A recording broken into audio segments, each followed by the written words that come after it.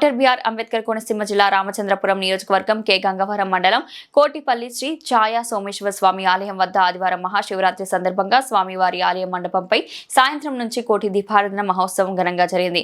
ఈ కోటి దీపారాధన మహోత్సవానికి రాష్ట్ర కార్మిక శాఖ మంత్రి వాసంశెట్టి సుభాష్ కుటుంబ సమేతంగా హాజరయ్యారు. రామచంద్రపురం ఆర్డీఓ దేవరకొండ, అఖిల రామచంద్రపురం డీఎస్పీ రఘువీర్ దంపతులు కూడా హాజరై కోటి దీపారాధన మహోత్సవంలో పాల్గొన్నారు. మంత్రి వాసంశెట్టి సుభాష్ రత్నని సత్యం వాసిశెట్టి ఫౌండేషన్ అధినేత వాసంశెట్టి సత్యం, పప్పుల మాసేను, వెంకన్నరేవు, శ్రీను ఆలయ అర్చకులు ప్రత్యేక పూజలు నిర్వహించి అనంతరం మంత్రి సుభాష్ మొదటి దీపం వెలిగించారు. అనంతరం భక్తులు అధిక సంఖ్యలో పాల్గొని కోటి దీపాలను వెలిగించారు.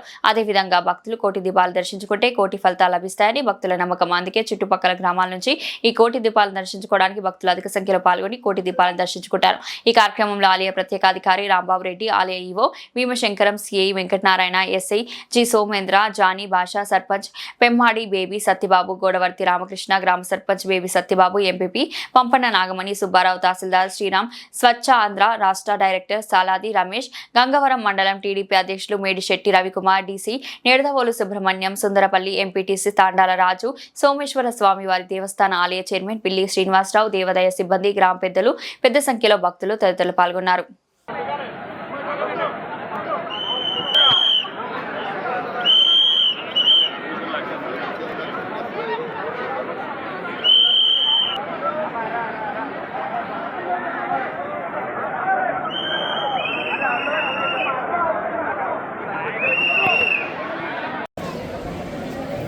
ముందుగా రాష్ట్ర ప్రజలందరికీ, ముఖ్యంగా రామచంద్రపురం నియోజకవర్గ ప్రజలందరికీ కూడా మహాశివరాత్రి శుభాకాంక్షలు. ముఖ్యంగా మహాశివరాత్రి ఈ రామచంద్రపురం నియోజకవర్గంలో ప్రజలందరూ కూడా అదృష్టం కింద భావించాలి. దక్షిణ కాశీగా పిలువబడే ప్రపంచంలోనే అత్యంత ప్రఖ్యాతగాంచిన గుడి ఇది రామచంద్రపురం నియోజకవర్గంలో. ఇటు ద్రాక్షారామ గుడి, కోటిపల్లి గుడి. మరి ఈ గుడిని ఆవరణలో ఈ గుడి నియోజకవర్గంలో పుట్టి ప్రజలందరూ కూడా అదృష్టవంతులుగా భావించి ఈ రోజున అంతా శివోహం, స్వరంతో మొత్తం అంతా కూడా రామచంద్రపురం నియోజకవర్గం మారుమోగింది.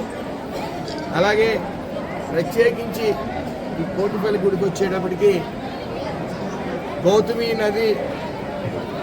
నదిలో సుమారు కోటి నదులు కలిసి ప్రవహించి మరి దానికి ఆధారంగా ఈ గుడి వెలిసింది. ఇక్కడ ఈ నదిలో స్నానం చేస్తే సుమారు కోటి నదుల్లో స్నానం చేసిన పుణ్యం దొక్కుతుందని చెప్పి పురాణంలో కూడా ఉండడం జరిగింది. అయితే క్రమేపీ భక్తి భావాలు పెరుగుతూ ఉన్నాయి. ఆ సర్వేశ్వరుణ్ణి ఒకటే కోరుకున్నాను, ఏదైతే కల్తీగాళ్ళు ఉన్నారో కల్తీ ప్రసాదాన్ని ప్రజలకి పంచిపెట్టి గత ప్రభుత్వంలో అన్ని గుడుల్లో కూడా కల్తీ ప్రసాదం పంచిపెట్టి అందరి మనోభావాలు దెబ్బతీశాయో ఆ కల్తీగాళ్ళు మళ్ళీ ఇంకా ఈ యొక్క మళ్ళీ అధికారంలో రాకూడదని, అలాగే ఆ సర్వేశ్వరుడు, ఆ వెంకటేశ్వర స్వామి, అలాగే శివుడు కూడా అంటే శ్రీశైలం ప్రసాదంలో కూడా కల్తీ కలిసిందని చెప్పారు. కాబట్టి ఆ కల్తీగాళ్ళు ఎవరో కూడా మళ్ళీ అధికారంలోకి రాకూడదని, అలాగే ఈ యొక్క ఆంధ్ర రాష్ట్రాన్ని సువర్ణాంధ్ర రాష్ట్రంగా తీర్చిదిద్దేందుకు 24/7 చంద్రబాబు నాయుడు గారు, పవన్ కళ్యాణ్ గారు, లోకేష్ గారు శ్రమిస్తూ ఉన్నారు. వాళ్ళకి ఆరోగ్యాలు ఇవ్వాలని మనస్ఫూర్తిగా కోరుకుంటూ, ఏదైతే భక్తిభావం కూడా లేని వాళ్ళు అధికారం చెలాయిస్తే అధికారంలోకి వస్తే ఏం జరుగుతుంది అనేది గత 5 ఏళ్ళు చూసాం. 5 ఏళ్ళలో ఆయనకు అవగాహన లేదు.